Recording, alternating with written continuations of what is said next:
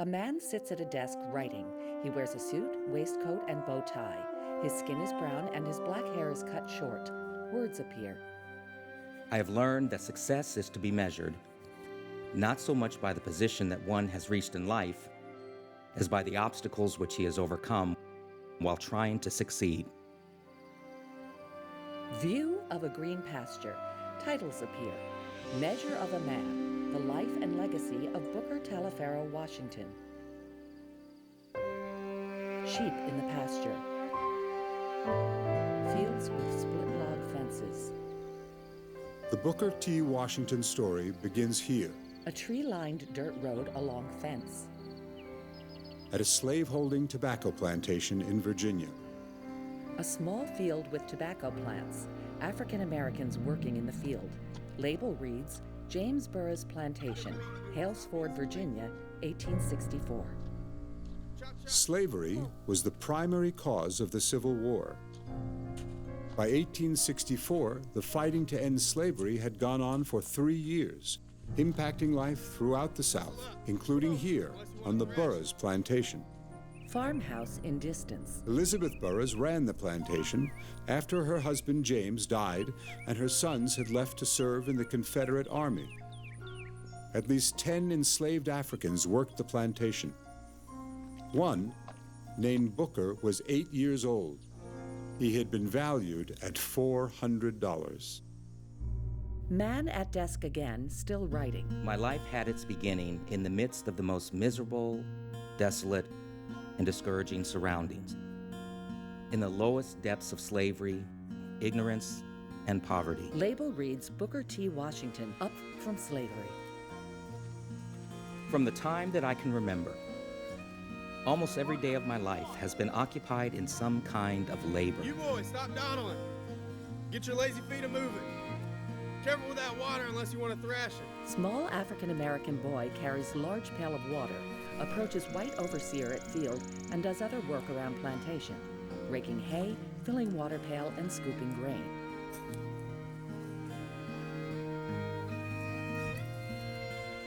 Now, view of small one-room log cabin with bell in front.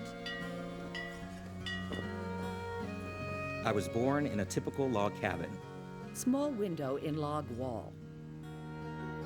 I lived with my mother and a brother and sister. Iron pot holding greens sits in open wood fire. My mother Jane was the plantation cook. Y'all get on up now. Your work ain't gonna do itself. I cannot remember a single instance when our entire family sat down to the table together. A piece of bread here and a scrap of meat there. A cup of milk at one time and some potatoes at another. Children rise from bed, take bread from plate. Only after harvest do they have enough to eat. The small boy lifts trapdoor and floor, grabs potato, and leaves it on hearth near hot ashes.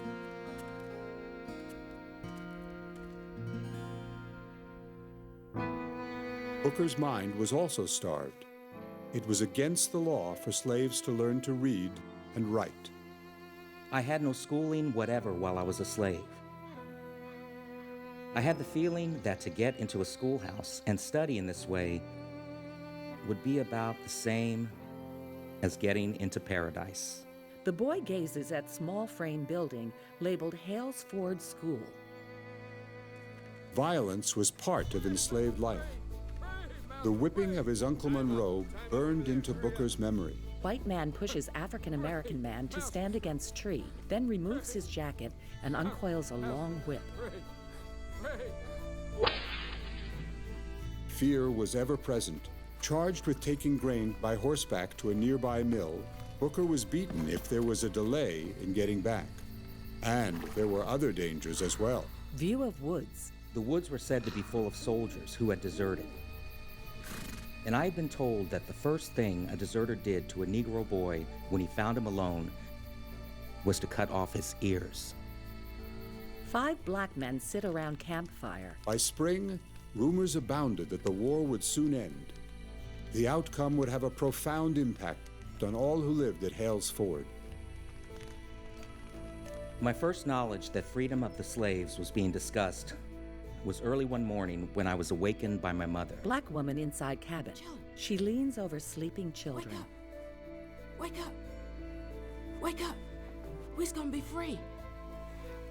Oh Lord, give Mr. Lincoln and his armies the strength to win this war so my children can be free. Our dark days of being a slave is about to come to an end. We's gonna be free. Finally, the war closed and the day of freedom came. It was a momentous and eventful day to all on our plantation. Group of African Americans gathered to listen to Union soldier. By this order, the people of this district are thus duly informed that in accordance with a proclamation from the Executive of the United States, all slaves are hereby and forever free. All slaves are hereby and forever free. This White family environment huddles absolute together. equality of rights, Booker and his rights- family were now free. Now they could work for themselves and receive the fruits of their labor. Again, view of man sitting at desk writing. There is no permanent success possible without hard and severe effort, coupled with the highest and most praiseworthy aims. Luck, as I have experienced it, is only another name for hard work. Etchings of African Americans traveling by foot and at work in factories. Jane gathered their meager belongings, and the family set out to join Wash Ferguson, Booker's stepfather, in Malden, West Virginia. Money was scarce in Malden. Wash insisted Booker and his brother work with him in the Ruffner salt furnace and coal mine to help support the family. Booker's first book. Having to work meant he couldn't attend school, so Booker rose early and, using a spelling book, tried to teach himself to read.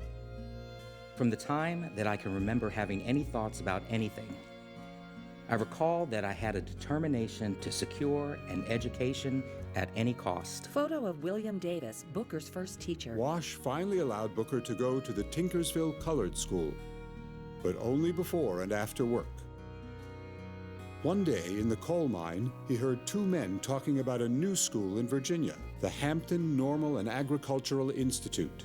From that point on, I was on fire constantly with one ambition, and that was to go to Hampton. Photos of Lewis Ruffner and his mansion. but Hampton would require money, so Booker took a job as the Ruffner's houseboy. There, he started his first library, a dry goods box filled with every book that he could get his hands on. Finally, in 1872, Booker set off for Hampton. He was so determined to get an education that he walked nearly all the 500 miles to get there. Unkempt from his long journey, Booker was nearly turned away. Fortunately, he convinced school officials that he should be admitted as a student. To cover expenses, he worked as school janitor. General Samuel Armstrong, the founder of Hampton, observed the hard-working Booker and became his mentor. Booker graduated with honors in 3 years. After a brief stint teaching in Malden, he returned to Hampton to teach. In 1881, Professor Washington, on General Armstrong's written recommendation, became the principal of the new Tuskegee Institute in Alabama. I had expected to find a building and all the necessary apparatus to begin teaching. I found nothing but hundreds of hungry, earnest souls who wanted to secure knowledge. Etching of burning Freedman's schoolhouse. And there was also the relentless opposition to the growth of black education in the Deep South, often enforced by vigilante violence and terrorism. Images of lynchings. Not to be deterred, Washington dove in, raising money and gaining local support to buy a rundown farm for the campus. He and his students built Tuskegee from the ground up, brick by brick. Modeled on Hampton, Tuskegee's priority was to train teachers to expand African American education throughout the South. Students and classes. Classes emphasized agricultural and industrial training. Growing Tuskegee required money. Professor Washington embarked on grueling but successful fundraising tours. Washington giving speech. Public speaking cemented his prestige.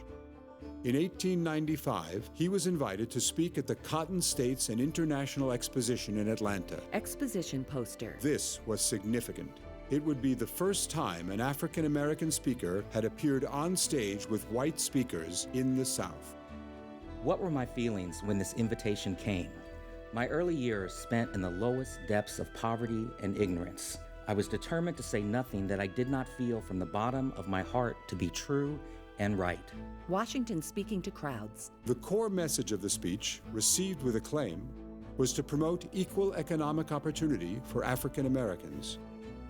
Booker T. Washington became famous overnight.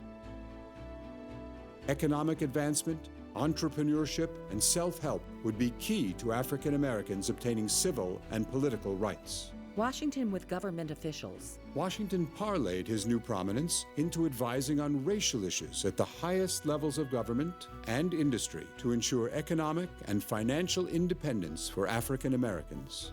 And he privately used his wealth and influence to finance challenges to Jim Crow laws and laws that disenfranchised African American voters. He also supported African American newspapers. Again, man at desk. There are two ways of exerting one's strength. One is pushing down, the other is pulling up. That Booker T. Washington was instrumental in lifting up the lives of thousands of African Americans is uncontested. Black students in classroom. His rise from slavery to become one of the most influential and proactive educators of his time took courage and resilience. Small boy, then Washington giving speech. The story of this forward-thinking pioneer of educational advancement for African Americans is one of struggle, hard work, and constantly overcoming obstacles. That is the measure of the man.